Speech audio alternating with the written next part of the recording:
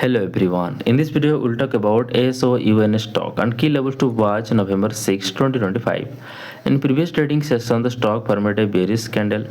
So now the stock trading at its support level. So the key support level is $13.78. If the price goes below $13.78, it could test $11.86.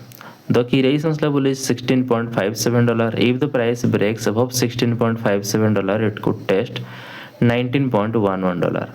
That's my view on SOUN stock today. If you found this helpful, please subscribe for more update. This video is for education only, not financial advice. Always do your own research before investing. Thanks for watching.